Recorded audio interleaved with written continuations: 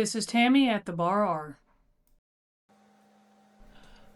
For about 7 years I've been doing barn quilts, and I had this set up, a little bitty spotlight up on the top, down on a table that I got from my mother-in-law out of a barn, put a piece of plywood on it to have a nice flat surface, and been good to go. But we recently redid the barn lights, and I'll do a video on that later.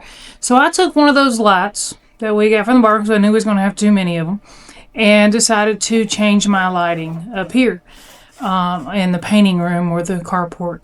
And my goodness, what a difference. You don't realize what lighting is until you actually have something that's good.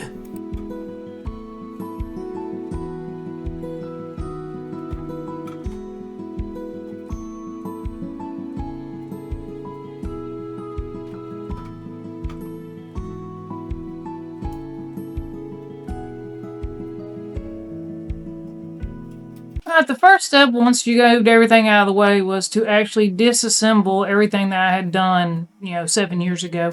So it started by taking down my lights, getting all that out of the way, and then finding center of where I wanted the light. I did want to move the light a little bit away from the windows to give me a little bit of room on the backside. So finding center from that just took me a second to figure that one out.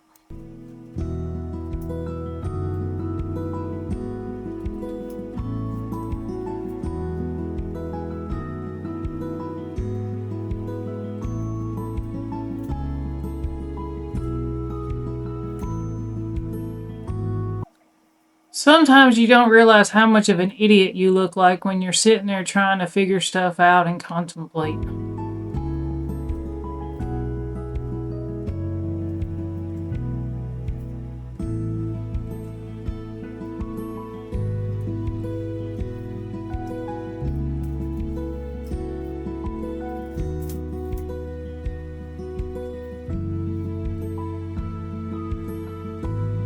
I was using these pencils. I had ordered them about 6-8 months ago, and they come in a pack of 4 or 5, and they have like 5 or 6 different colors with them. A type of a carpenter pencil, and thank goodness I had this one. I put red ink in it, and with that I was able to see a lot better than a pencil, and then it wasn't as permanent as a marker or an ink pen, so I was able to go back and pretty much erase them.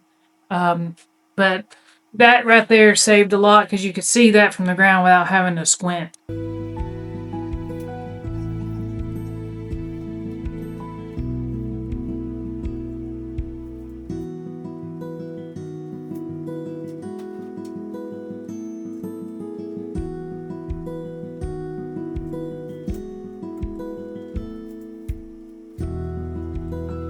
This is the light that I was using. We ordered these off of Amazon, and they came in a pack of 10, and they're 8-foot long links, and then you can link 3 lights together on one circuit. And you can really tell in the shop, but when I do the barn video, it is amazing the difference that these lights made. The different parts to the lights comes with, of course, the cable to plug them in, or a cable that connects them together. There's mounting hardware if you're going into studs, or sheetrock, which screws, or the sheetrock anchors. Those are the cables. That's what I use to hang all of them from. They come apart. You put this little piece of metal bracket on it. You screw them back together. The metal bracket goes on the light, and then on the other end, you hook them up, the part up into the ceiling, and then you screw that end onto it, and there's your cable to hang the light from.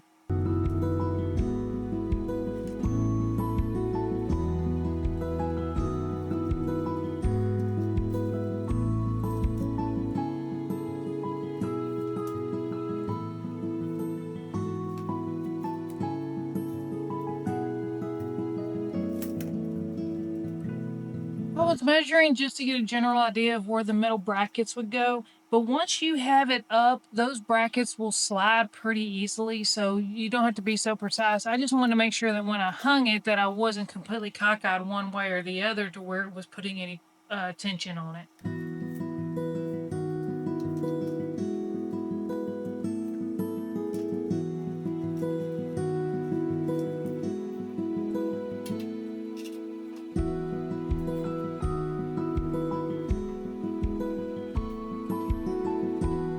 once I did measuring on the lights, I wanted to reconfirm where I was at and make sure my marks were good. I think I moved it in maybe about 3 or 4 inches in towards center.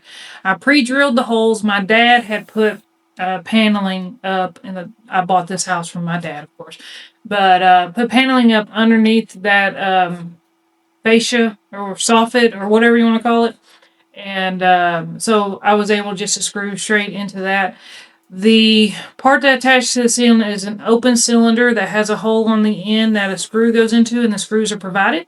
You screw that into your stud or wherever you need to. And then once you get that done, all you got to do is make sure you line up the screw part of the wire holder up into it, and then you are good to go.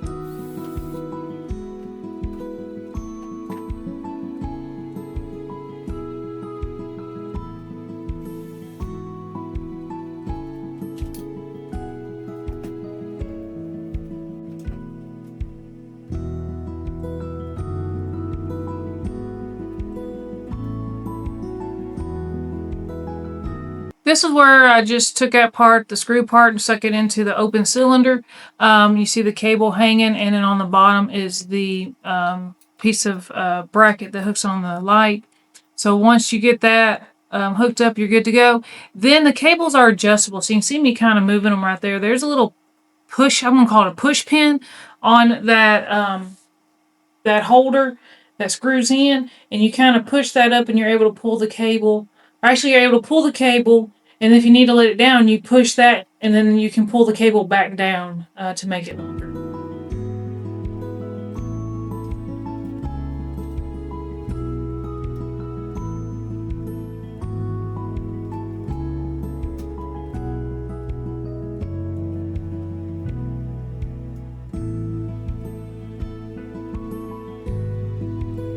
Before I started, I had made sure the light worked, but now we got it up. I just want to make sure that it was still working. I tried to use the original. Now, this was not going to be the final thing. I was just trying to test it, but of course it wasn't long enough. So went got extension cords and decided to go ahead and make it permanent once I made sure it was working. All I did was take brackets for conduit, and that's what I put the cable through and then screwed it to the ceiling and then to the walls.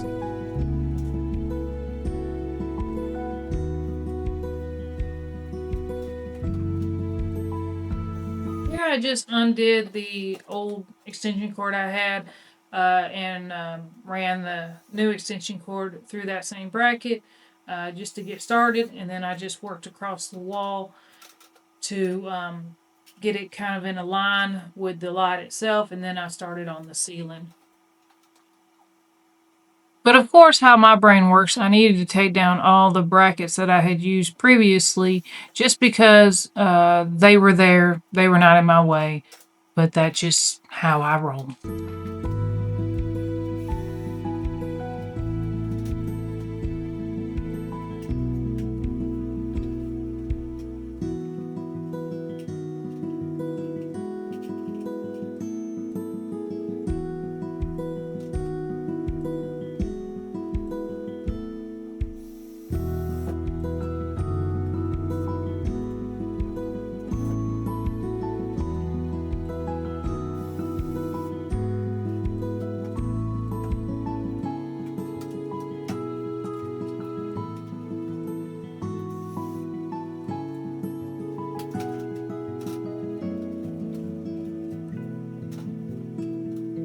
Like with a lot of things I do, I did a overkill on this. I put a bracket up right there right next to the light, and I put up another bracket by the turn on and off switch, and I put another bracket where it's plugged in. I put another bracket.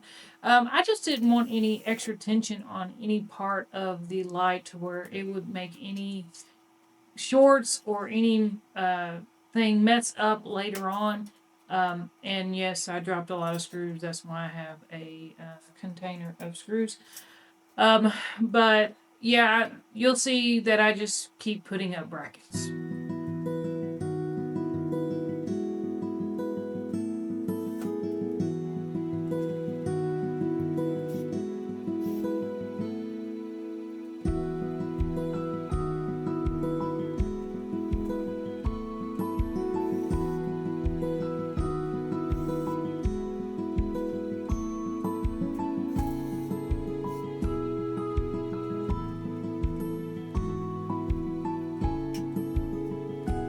As soon as I plug this in, you will automatically see the difference.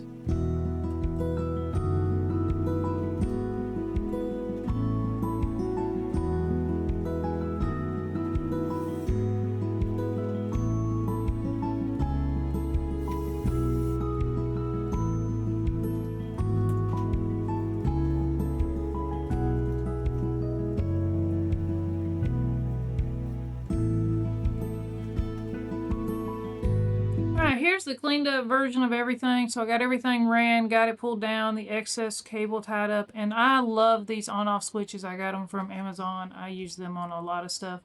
So instead of plugging it in and out every time, you just turn it on and off.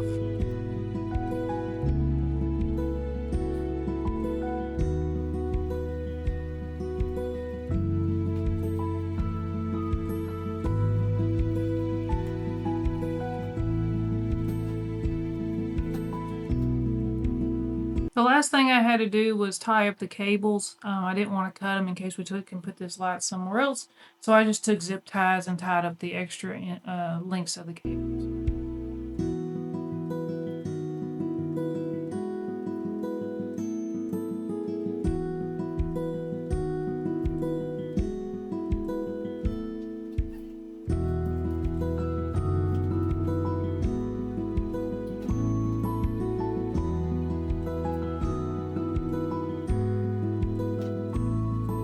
So here I started cleaning everything up, putting everything back.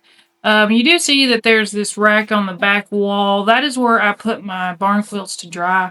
I moved that. You'll see that at the end of the video. I moved that because it was in my way. But this turned out so good.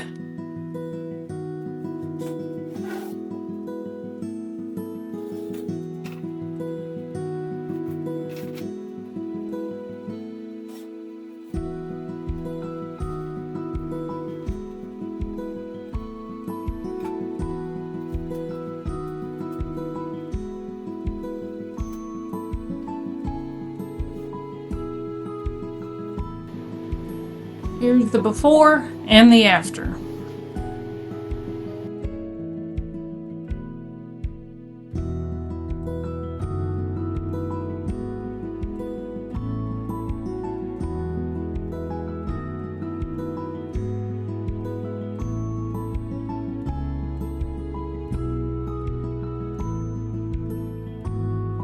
The next video will be doing the barn lights, so make sure you come back and watch that one.